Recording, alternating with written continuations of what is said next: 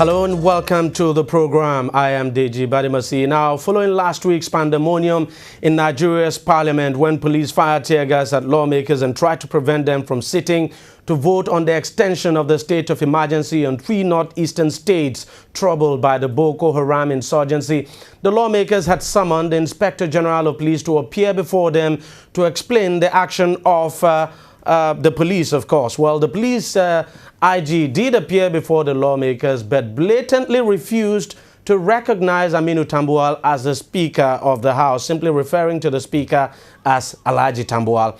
Even when members asked him to retract his action, he stood his ground, saying the matter is in court. Now, this infuriated members and brought the session to an abrupt end. But before the session ended, the Inspector General of Police blamed the lawmakers for the pandemonium. He said the police acted after it got a tip-off that the Rivers State Governor Rotimi Amechi was going to lead some thugs to invade Parliament. Now, we wonder why the Rivers State Governor was going to do that. Joining me to look at this issue further is a political analyst and leader of the New Lagos Movement, a political pressure group within Nigeria's main opposition, All Progressives Congress, APC, Niyo Akinshiju. Also joining us on the phone is Libros Oshoma, a lawyer and a political analyst as well. Libros, let me start with you.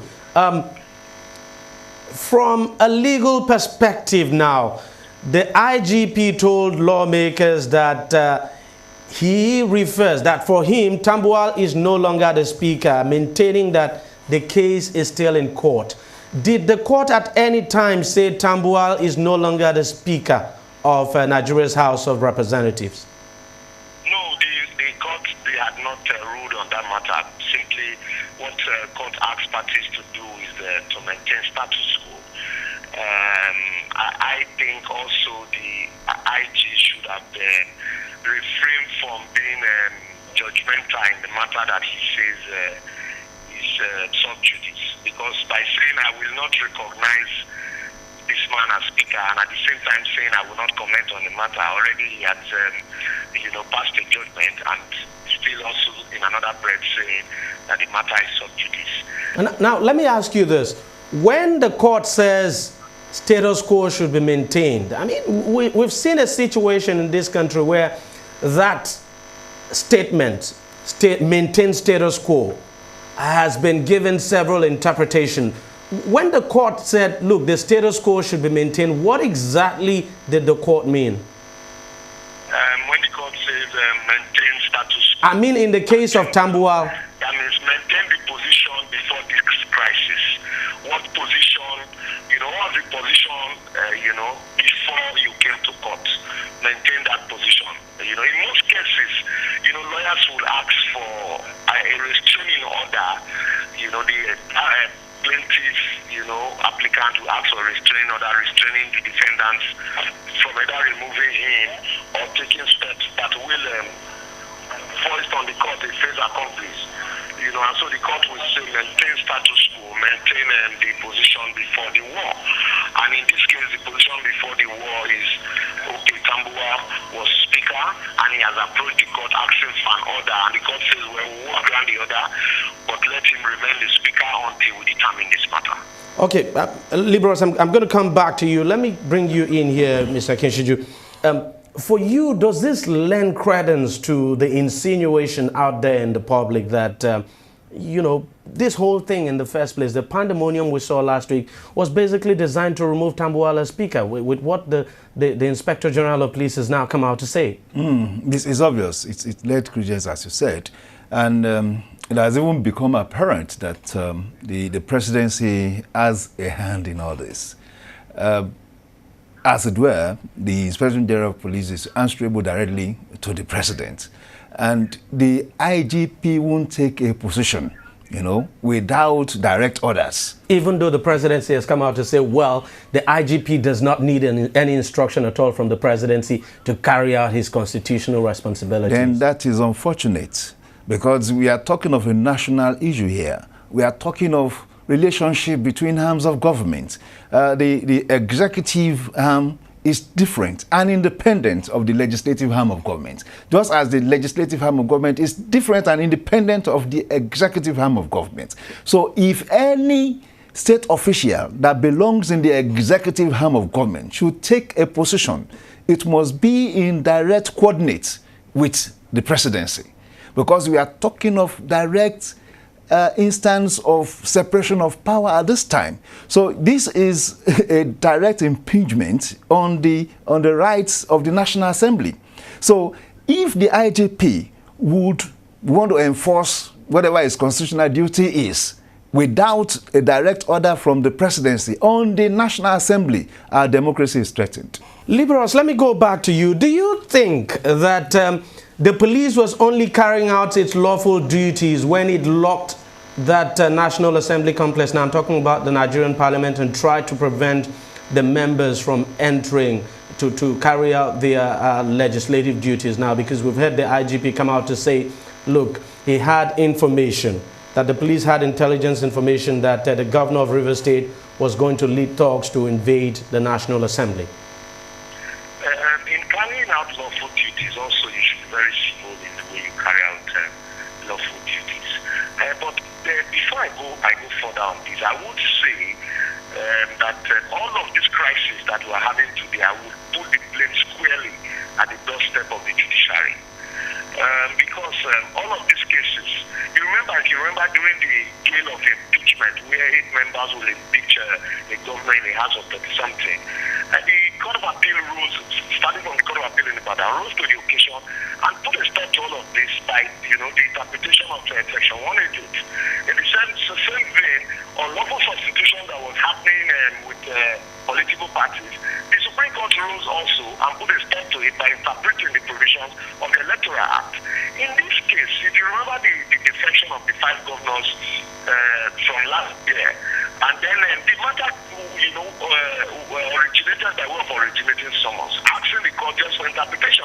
I had expected that by now our court would have done justice to that case and laid to rest all of this jumping around that we are witnessing now. But rather, they are warehoused.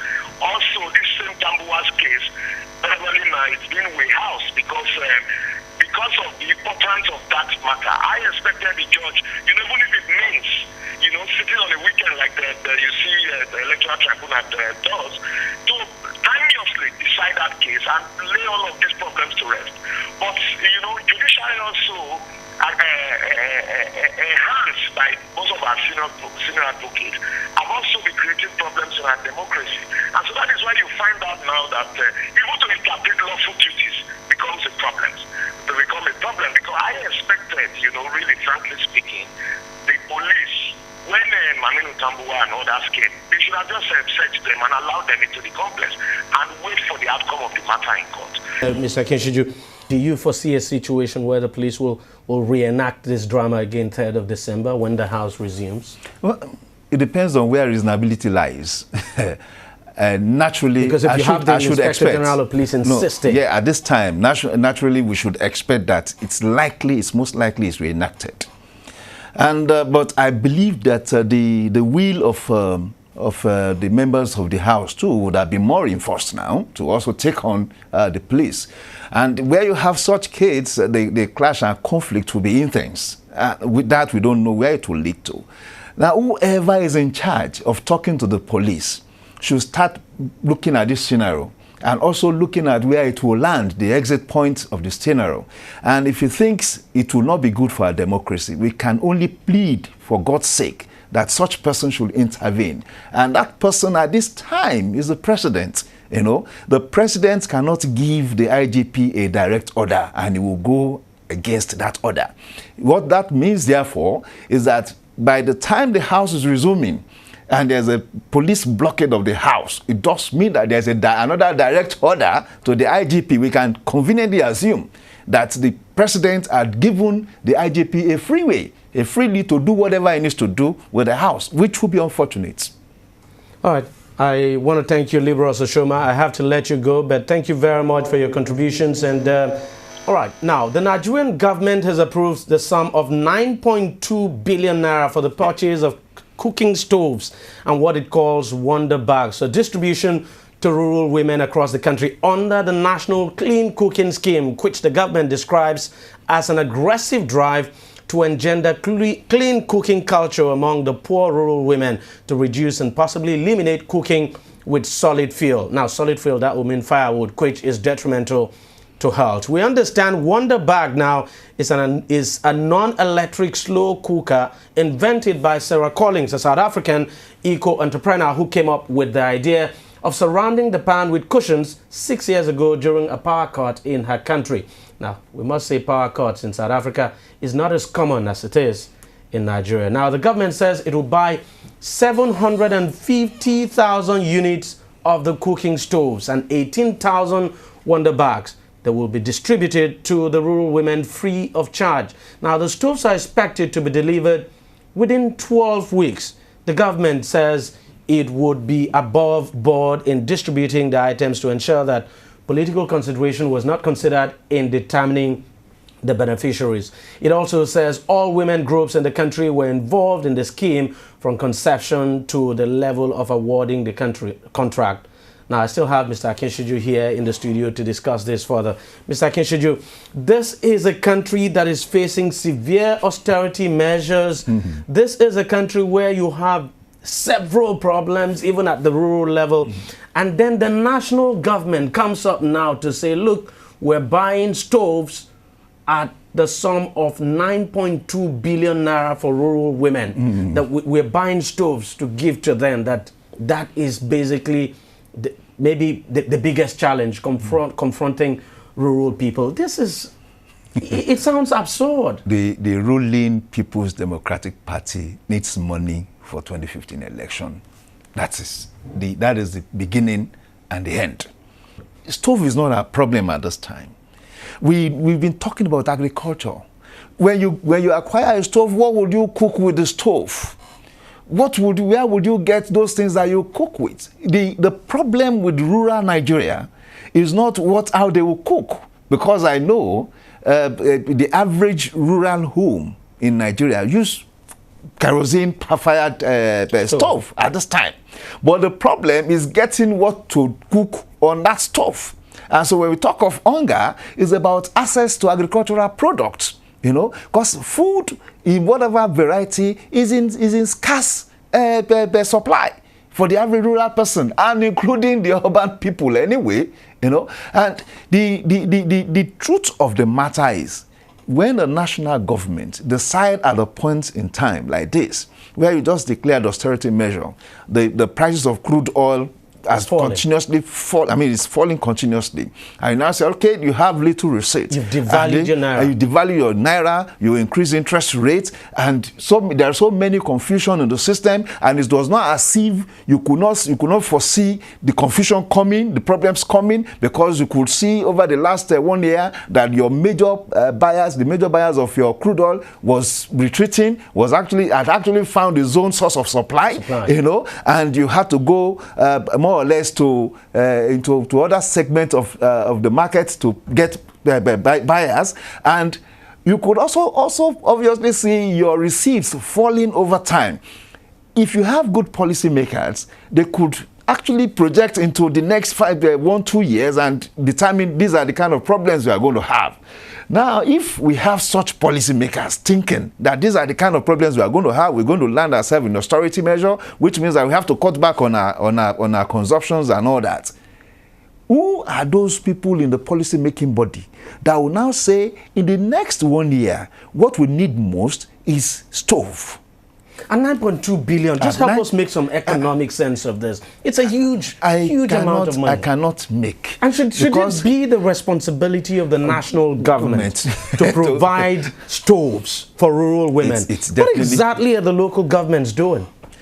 Even, DEJI, I'm sorry to say, even if the local governments were the one responsible for distributing this stove, what I am saying is there is no need. We don't have a national need. It is not a national emergency that we are so desirous of stoves, for God's sake. That is not our problem.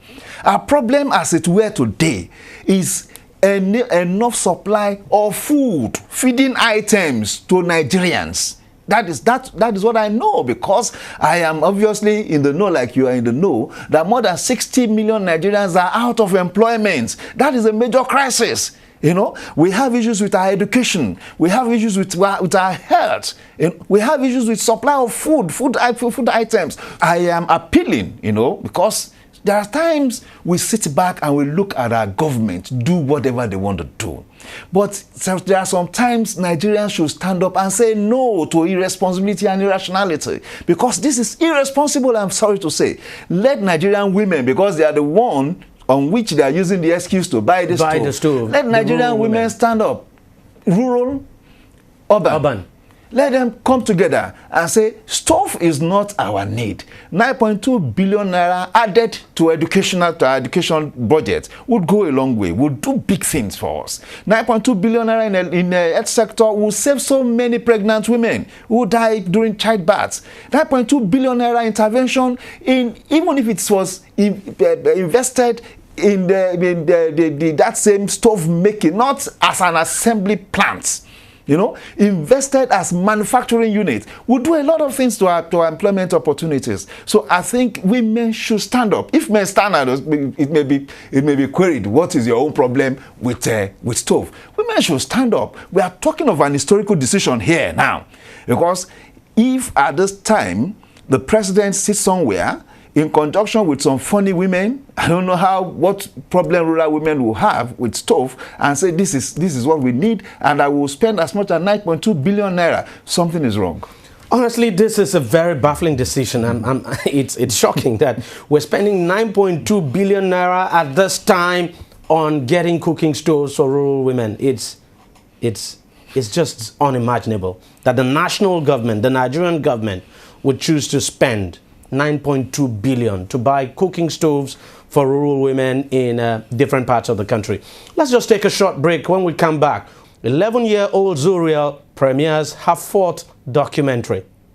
Every day, every hour, and every minute, news break in Nigeria. Things happen so fast, it's most times difficult to track and comprehend them. But that's what we do right here on DEJI360. 2015, would you want to come back again? It's like asking Jesus Christ, if he knew he was going to die, will you want to come back as the savior of the world again? We do not just help you track the stories, we break them down, explore all the angles, analyze the issues so that you can fully comprehend the stories and use them to make the right decisions.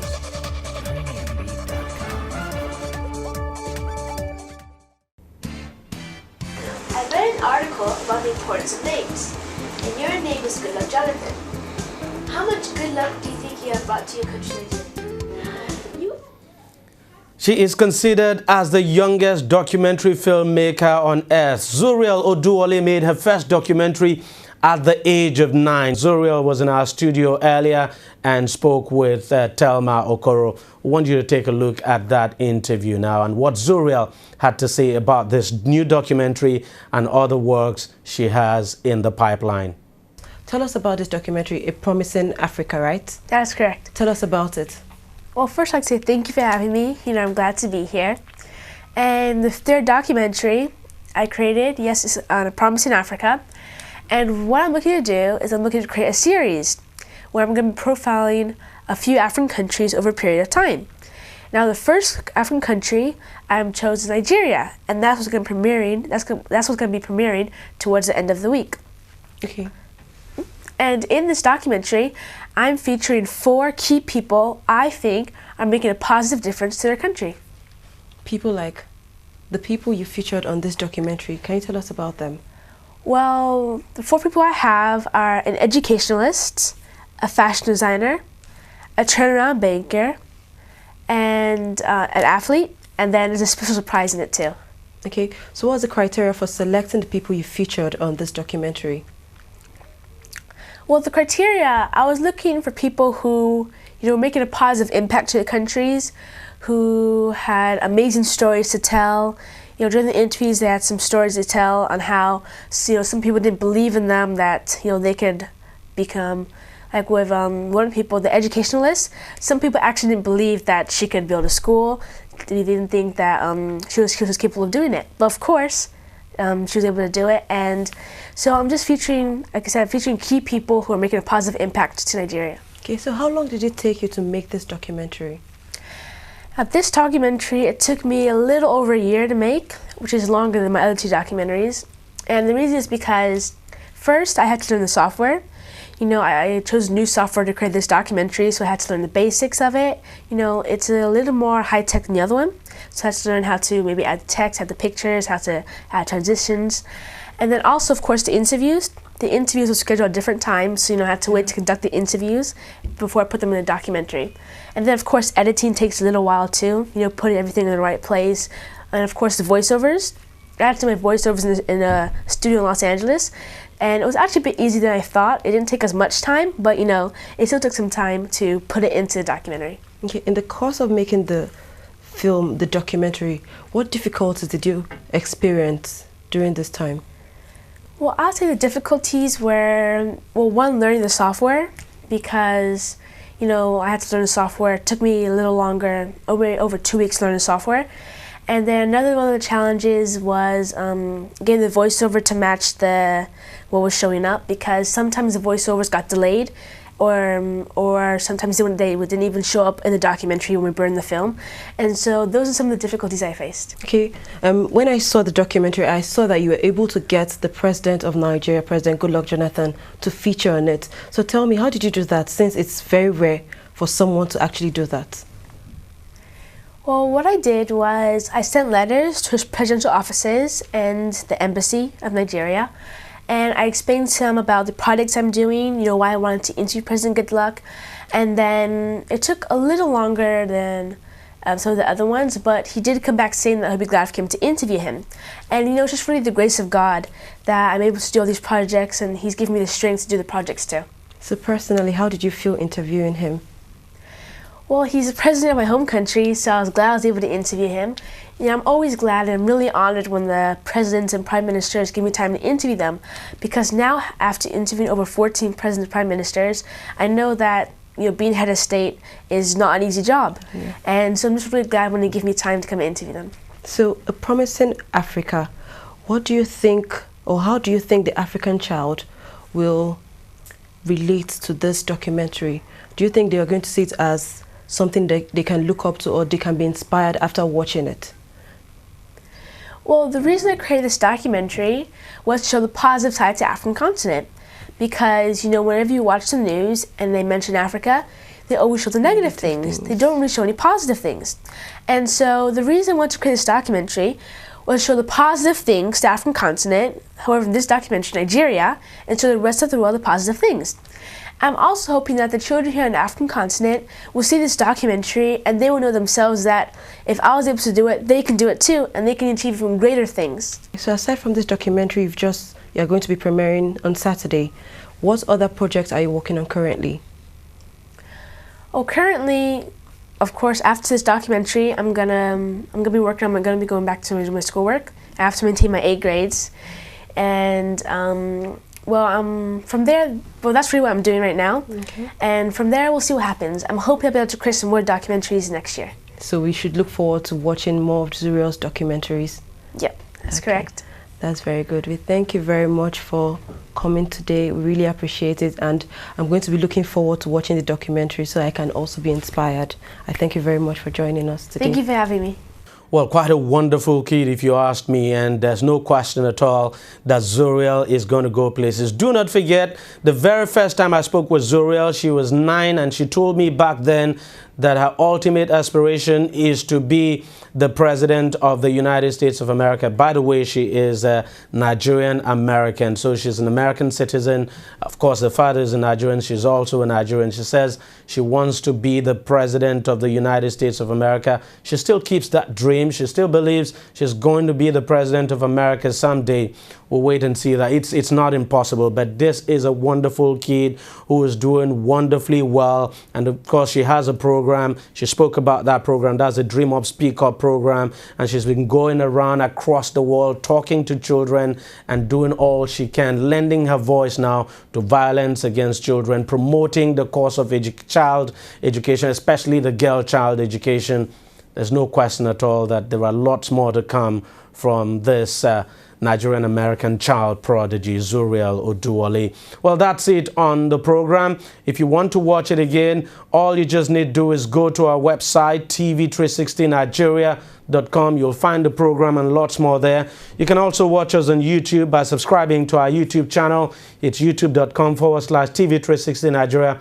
Or you could just follow us on Google Plus at TV360 Nigeria, or like us on Facebook. The address is facebook.com/TV360 online. You can also follow us on Twitter. Our handle is at TV360 online. Thank you very much for watching. We're back again next week. Until then, remain blessed.